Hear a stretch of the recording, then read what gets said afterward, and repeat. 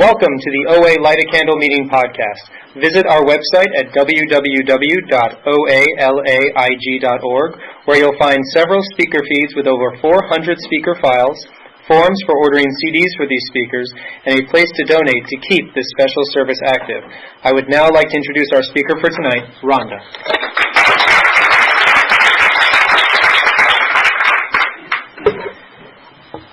Hi, I'm Rhonda, compulsive over and under eater. Hi, Rhonda. Thank you for asking me to step in and lead. Always grateful for the opportunity to be of service and give back what was so freely given to me here. I just celebrated 6 years of abstinence a few weeks ago, and I can't believe that much time has gone by. I was just talking to a few fellows before, and it's just a reminder, it's like one day at a time. That's how I got here. And I had many years out there where I didn't have hope, and that's what I have today. And I have a connection with a higher power because of this program. And I think that's the biggest thing is I just, I have faith now, and that's what I had the absence of before.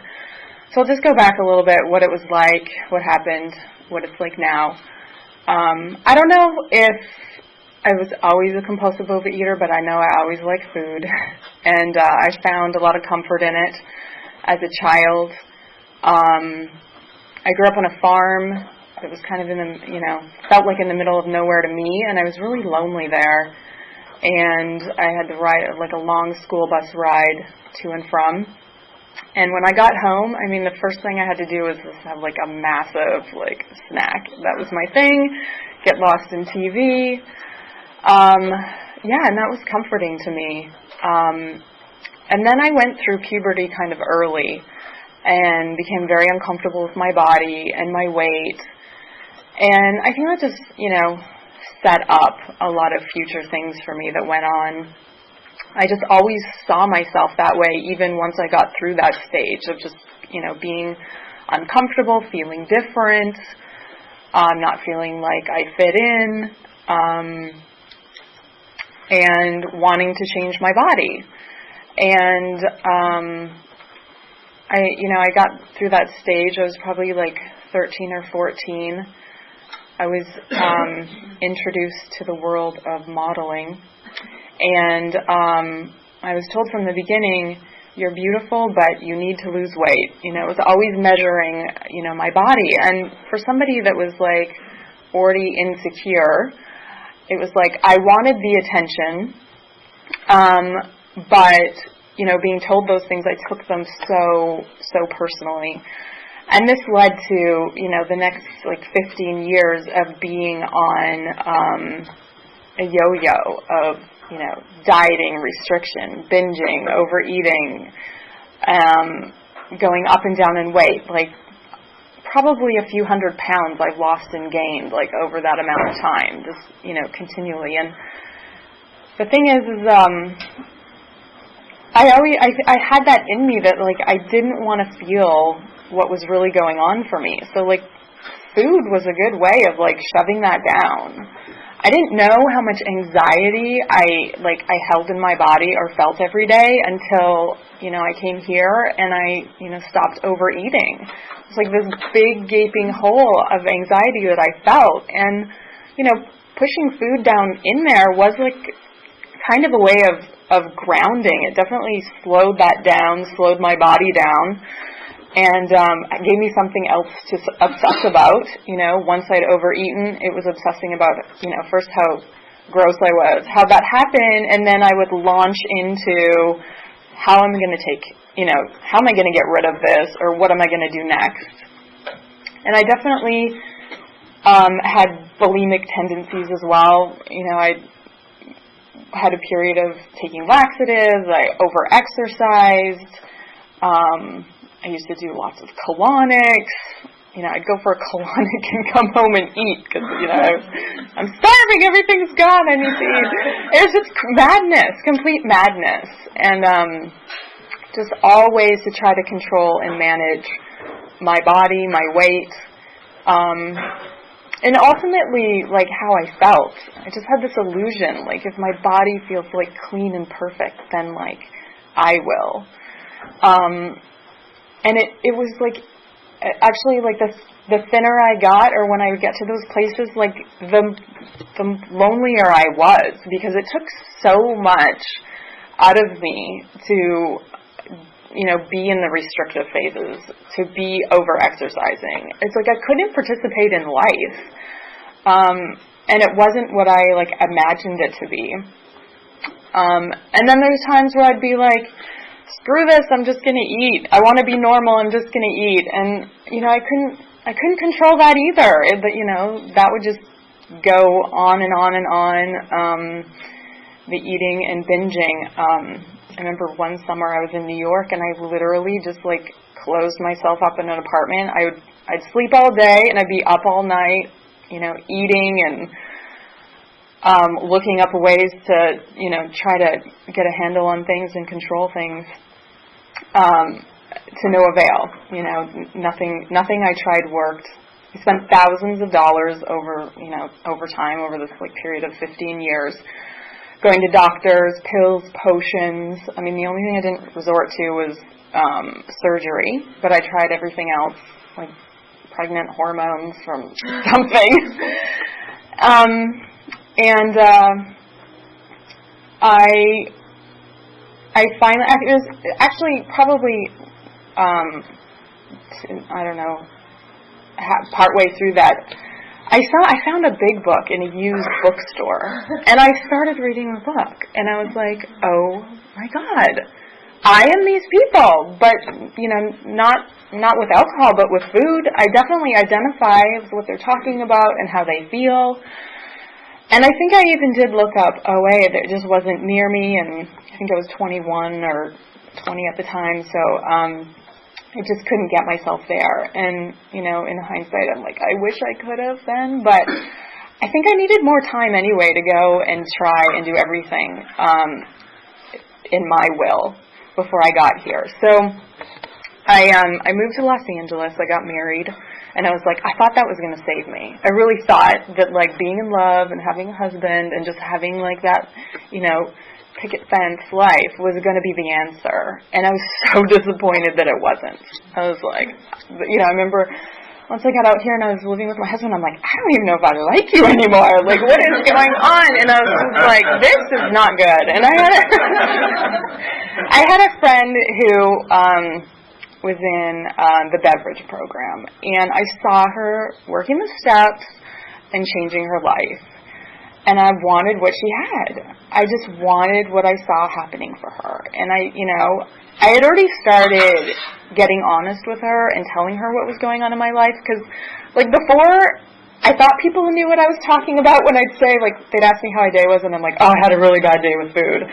And they didn't know, like, that was, like, a cryptic answer for, like, I ate a whole cake and a pint of ice cream and then a box of cereal and 3 pieces, you know, toast. But that's what that really meant. I mean, I think they just thought that, you know, I slightly went off of, you know, whatever diet I was supposed to be on. But I started telling her what was really going on, and she, you know, was able to, you know, like, be there for me and understand, like, the addict behavior. And, you know, when I said to her, I wish there was a place for me to go, and she said, there is. You know, I see the meetings before and after mine sometimes, and you should really just go and check it out.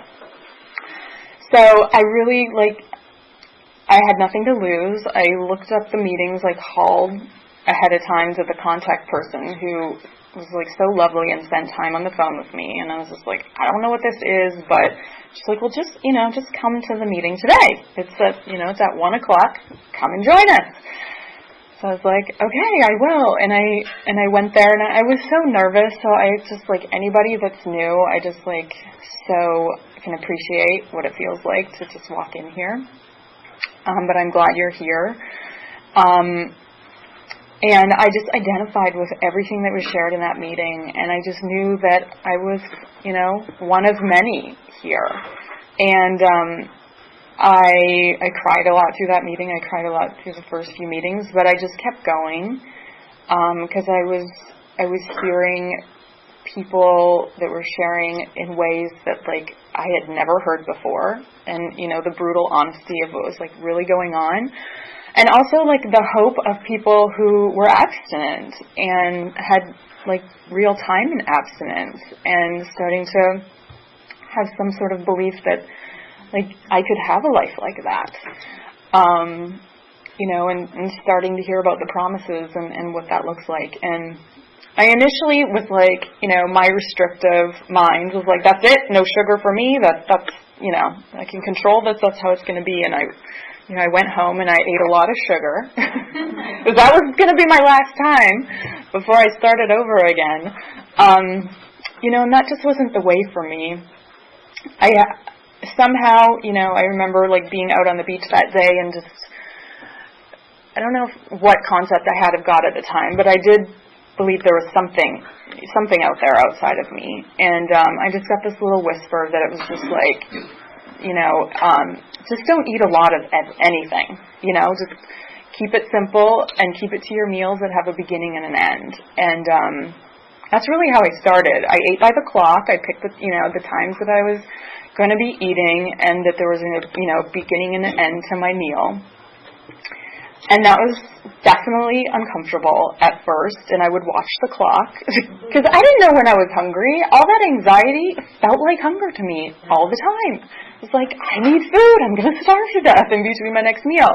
It was surprising to me how many times I would feel like I was starving on the way to a meeting. Like, I definitely need more food, breakfast wasn't enough, and I would leave the meeting and I'm like, I'm so okay.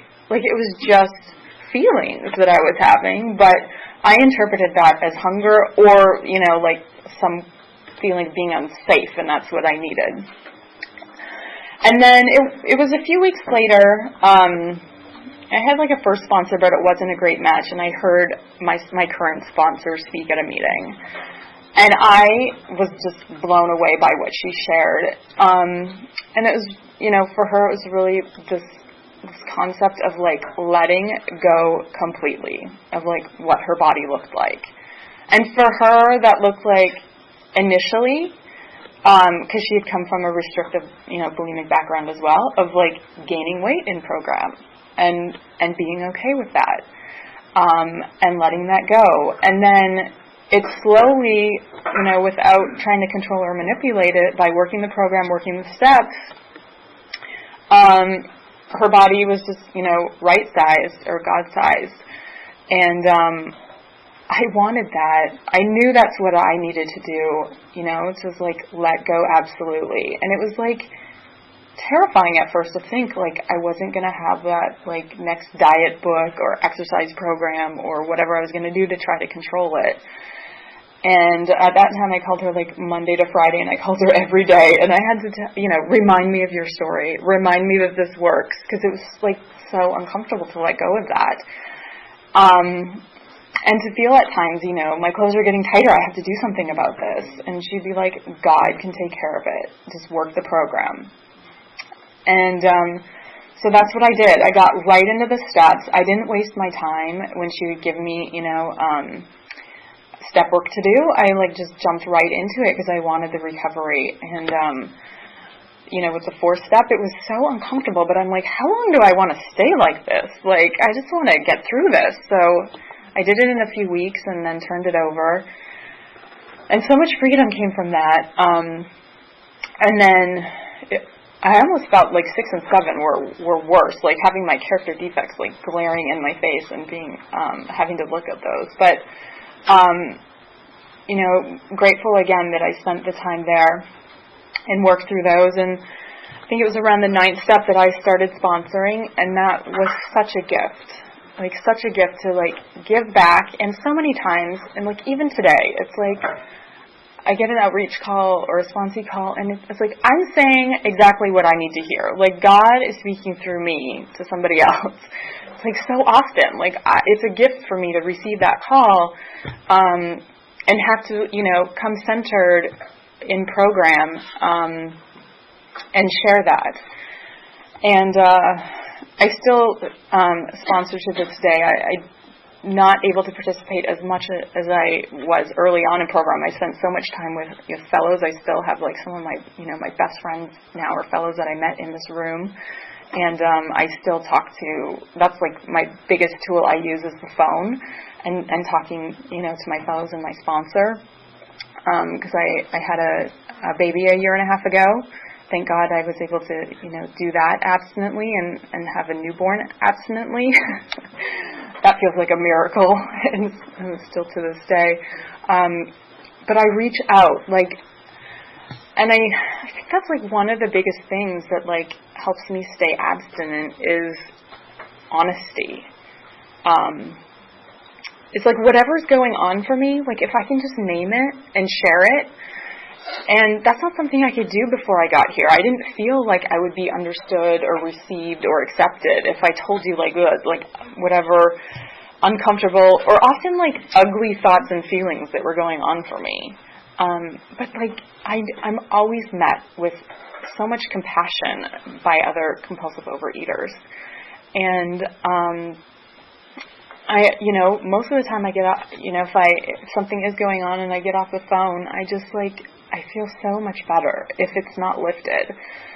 And I also find that writing's like really helpful as well. And then of course, prayer and meditation. That is, one of the foundations of this program is conscious contact with God. And don't let that word scare you, God. I mean, I think that we all potentially have like some understanding of that or thoughts about that coming into program. And I would imagine that if I was to ask everyone here, that's probably like after being here for a while and working the program that it changes for everyone into a higher power of your understanding that works for you. And I think before here I prayed to the Santa Claus God, like, please just give me this, or please just make this happen so I can feel okay. And today, I don't do that anymore. First, because I never found that it really worked or brought me relief anyway.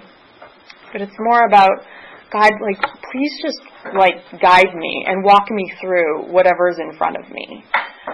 And I think that's what after having 6 years in program, first of all, having to lean into other people's experiences.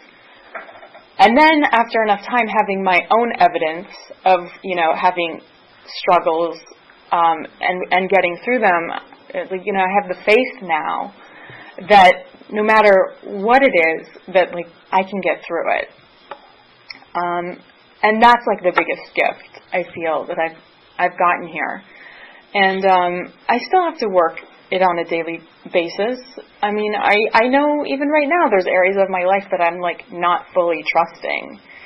But I know that God's, like, always there. My higher power is always there, waiting, present, when I'm willing to, surrender and give it up, and mainly a lot of times, like, asking for help, being humble enough to say, I don't know how to do this.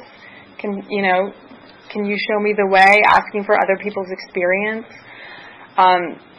That was like a huge thing in motherhood. I mean, talk about stepping into the great unknown. I was like, I don't know how to do this. And I got so much support by, like, the other women in this room. And, like, that was one of the catalysts for me coming in, not only, like, realizing, like, I don't know if my marriage will survive if I'm not, getting a handle on my food issues, but I knew I wanted to have children, and I couldn't imagine having a child and being that obsessed with my body and food. It literally took up, like, 80 to 90% of my mind and thinking. And not to mention that I was miserable a lot of the time, and not present, but I didn't really have that much to give to anybody else. And, it was through coming here and learning, to be of service and get out of myself that I really feel today that I'm able to do that for others.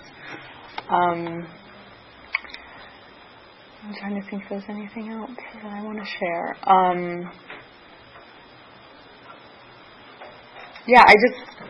I can't say enough about, I'll just give one more pitch for service. I took commitments at meetings early on so that I could, that would get me to the meetings and be a part of, and really got me to know, I got to know, other people and fellows in program. And when the phone felt so heavy, it didn't feel so heavy once I knew that, the other person on the other line knew who I was, or I at least met them and say hello.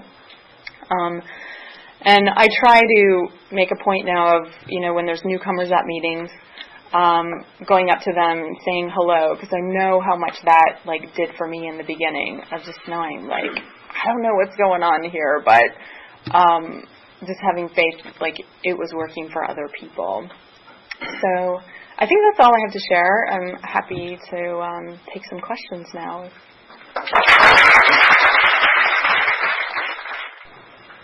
So the question was how my relationship with my husband and how we've dealt with challenges has evolved and changed in program.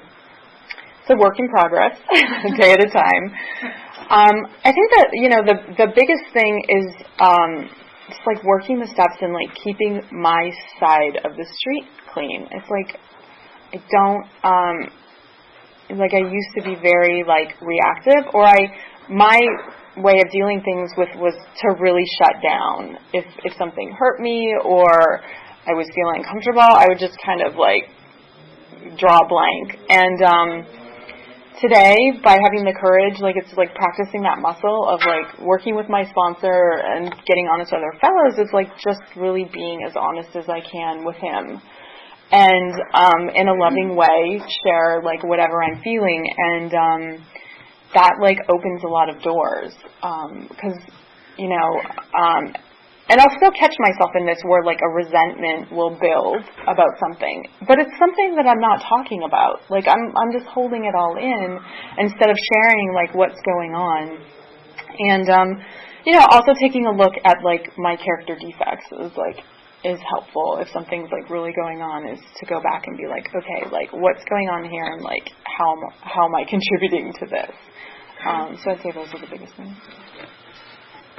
So I guess the question was, how did I come to the place of, acceptance of God-sized body?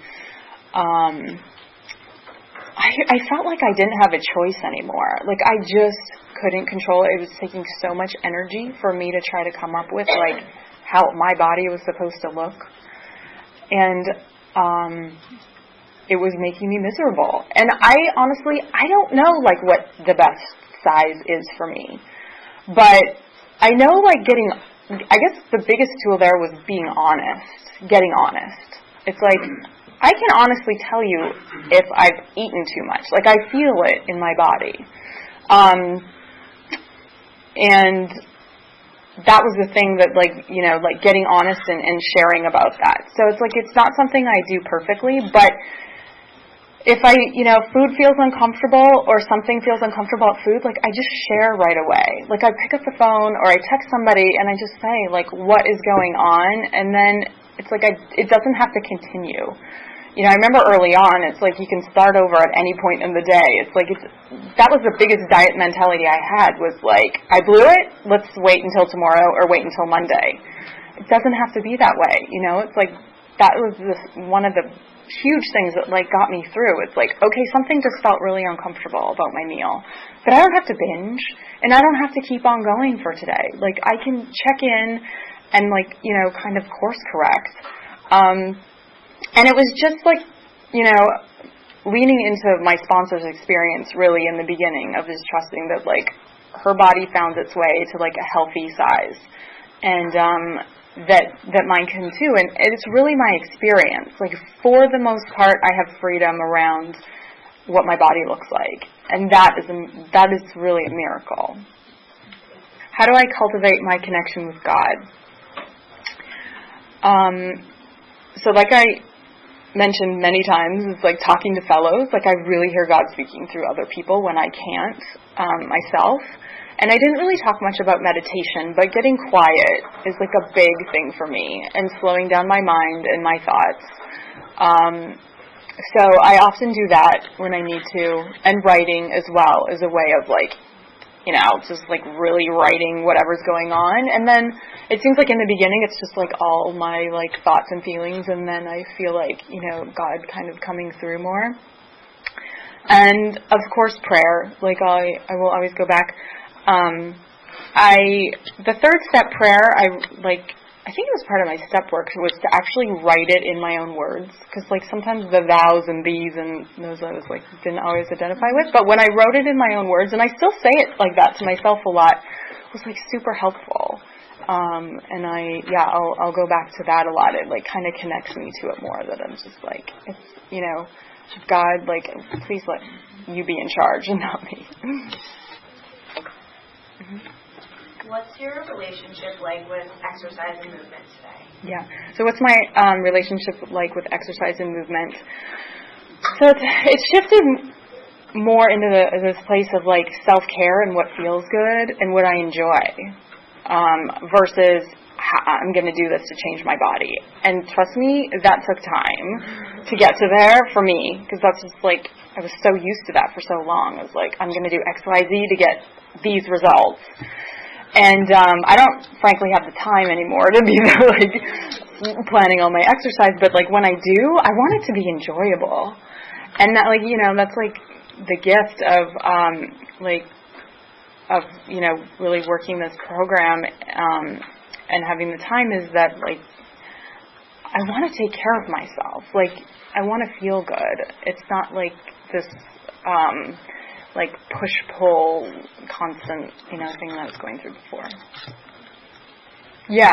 So what does my abstinence and food plan look like, and have I ever questioned that?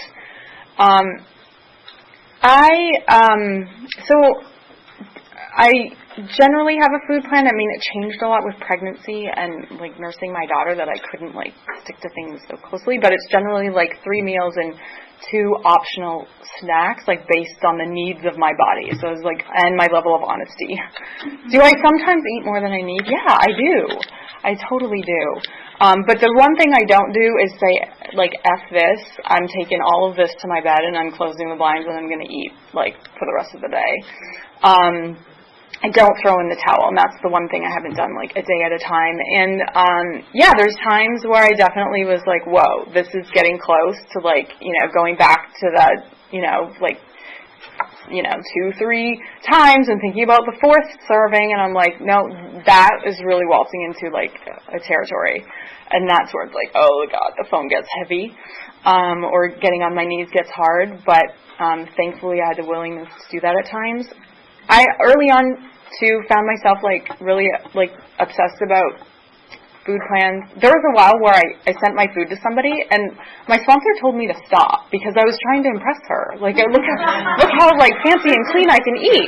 That was just, for me, I totally appreciate that works for some people, and it's like brings them a level of honesty. But for me, it was like my ego, like, look what I can do, and it was like, the restrictor in me. So I haven't done that like for a long time. Like I said, if something gets uncomfortable around my food, I share about it right away. But for the most part, I'm better off if I'm not like having to have a microscope on it. And that really just it's kind of like a slowing down and really asking God, to guide my food choices. Like, how can I best like care for my body? Like, I really want to take care of my body today, so I can show up for myself, so I can, feel good, have energy, and for the most part, most days, that just like unfolds in a way that feels I have freedom around. Thank you.